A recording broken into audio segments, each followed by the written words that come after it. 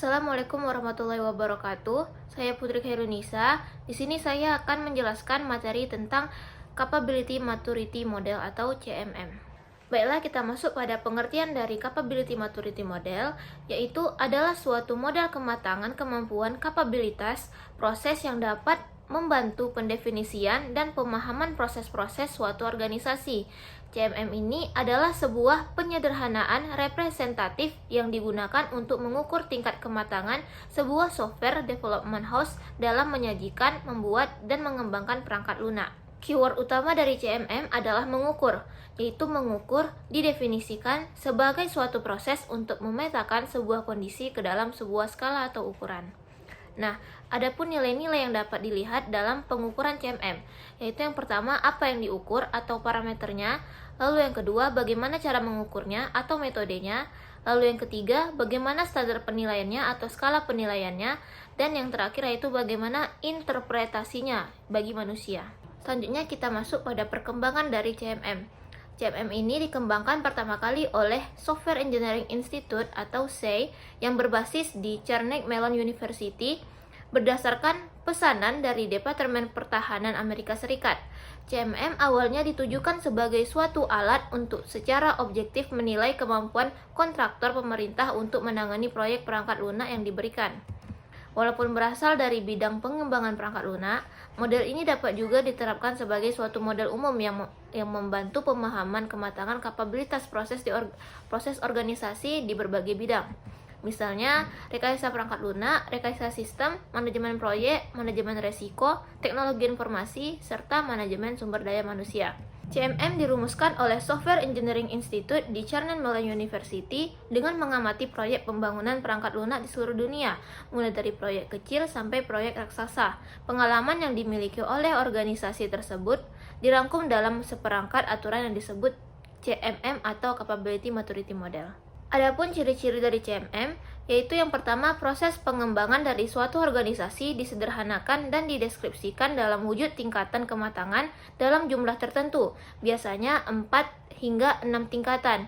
Lalu yang kedua, tingkatan kematangan tersebut dicirikan dengan beberapa persyaratan tertentu yang harus diraih. Lalu yang ketiga, tingkatan-tingkatan yang ada disusun secara sekuensial, mulai dari tingkat inisial sampai pada tingkat akhiran, atau tingkat terakhir merupakan tingkat kesempurnaan. Selanjutnya yang keempat yaitu selama pengembangan, sang entitas bergerak maju dari satu tingkatan ke tingkatan berikutnya tanpa boleh melewati salah satunya, melainkan secara bertahap berurutan. Selanjutnya ada 5 level dari Capability Maturity Model. Yang pertama yaitu ada inisial, yang kedua yaitu repeatable, yang ketiga yaitu definite, lalu yang keempat managed, lalu yang kelima yaitu optimizing. Level yang pertama yaitu inisial. Ciri-ciri dari inisial level adalah tidak ada manajemen proyek, tidak adanya quality asuransi, tidak adanya mekanisme manajemen perubahan atau change management, lalu tidak ada dokumentasi, adanya seorang ahli yang tahu segalanya tentang perangkat lunak yang dikembangkan dan sangat bergantung pada kemampuan individual. Lalu level yang kedua yaitu repeatable. Ciri-ciri dari repeatable level adalah kualitas perangkat lunak mulai bergantung pada proses, bukan pada orang. Terdapat manajemen proyek sederhana, terdapat quality asuransi sederhana, terdapat dokumen sederhana, terdapat software konfigurasi manajemen sederhana, tidak adanya knowledge management, tidak adanya komitmen untuk selalu mengikuti SDLC dalam kondisi apapun, tidak adanya statistical control untuk estimasi proyek, serta rentan perubahan struktur organisasi.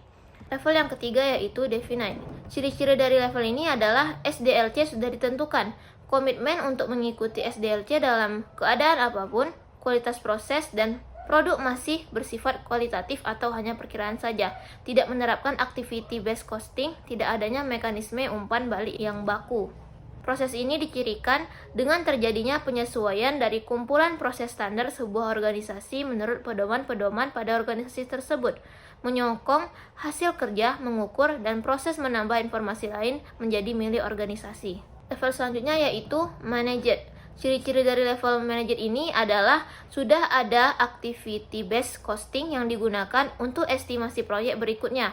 Proses penilaian kualitas perangkat lunak dan proyek masih bersifat kuantitatif. Terjadi pemborosan biaya untuk pengumpulan data karena proses pengumpulan data masih dilakukan secara manual. Sudah memiliki mekanisme umpan balik, tidak ada mekanisme pencegahan defect. Level selanjutnya yaitu optimize. Ciri-ciri dari optimize level adalah pengumpulan data secara otomatis, adanya mekanisme pencegahan defect, adanya mekanisme umpan balik yang sangat baik, dan adanya peningkatan kualitas dari SDM dan juga peningkatan kualitas proses. Pada proses ini, suatu organisasi telah mencapai seluruh spesifik dan generic goals yang ada di level 2, 3, 4, dan 5. Optimize level ini fokus kepada peningkatan proses secara berkesinambungan melalui inovasi teknologi. Adapun kegunaan dari CMM yaitu untuk menilai tingkat kematangan sebuah organisasi pengembang perangkat lunak. Lalu yang kedua untuk menyaring kontraktor yang akan menjadi pengembang perangkat lunak. Selanjutnya, untuk memberikan arah akan peningkatan organisasi bagi top manajemen di dalam sebuah organisasi pengembang perangkat lunak. Lalu sebagai alat bantu untuk menilai keunggulan kompetitif yang dimiliki sebuah perusahaan dibandingkan perusahaan pesaingnya. Selanjutnya kita masuk pada perkembangan versi CMM. Sebelum dirilis pada tahun 1989, Capability Maturity Model mengalami beberapa perkembangan. Pada tahun 1988, Software Engineering Institute mengadakan pelatihan SCE Training dan merilis dokumen Software Process Domain di tahun 1988. Pada tahun 1989, Software Engineering Institute merilis dokumen Managing the Software Process di tahun 1989. Dokumen-dokumen tersebut membahas tentang pengembangan model kematangan proses perangkat lunak dan menjadi dasar untuk pengembangan Capability Maturity Model CMM versi pertama. Selanjutnya, muncullah software CMM versi 0.2 di tahun 1990. Perubahan-perubahan tersebut dilakukan berdasarkan umpan balik dari komunitas perangkat lunak dan analisis temuan dari penilaian proses perangkat lunak. Muncullah software CMM versi 0.6 pada tahun 1991. Pada draft-draft awal Capability Maturity Model, area proses kunci meliputi beberapa tingkat kematangan, tetapi tidak meliputi semua tingkat kematangan.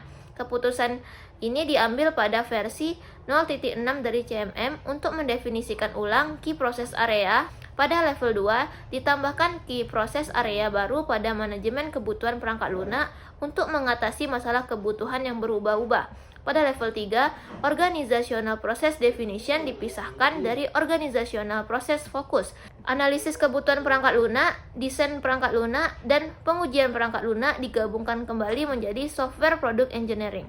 Pada level 5, teknologi manajemen dan proses change management dipisahkan dari proses improvement. Teknologi manajemen dapat dicirikan sebagai aspek inovasi atau revolusioner dari perbaikan proses, di mana pencegahan cacat adalah pendekatan evolusioner untuk perbaikan proses. Selanjutnya, muncul CMM versi 1.0 di tahun 1991.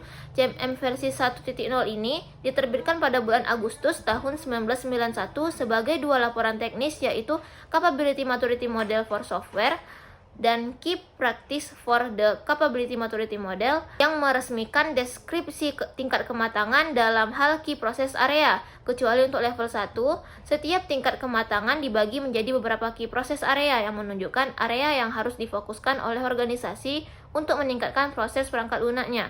Selanjutnya yaitu CMM versi 1.1 yang diterbitkan pada bulan Februari tahun 1993 sebagai dua laporan teknis, yaitu Capability Maturity Model for Software version 1.1 dan Key Practice for the Capability Maturity Model versi 1.1. Ini adalah revisi minor dari software CMM versi 1.0. Selanjutnya yaitu ada software CMM versi 2.0 pada tahun 1997 setelah melalui 3 siklus ulasan utama. Beberapa perubahan besar yang telah diusulkan untuk dipertimbangkan dan saya mengikuti proses ulasan publik dalam mempertimbangkan proposal tersebut.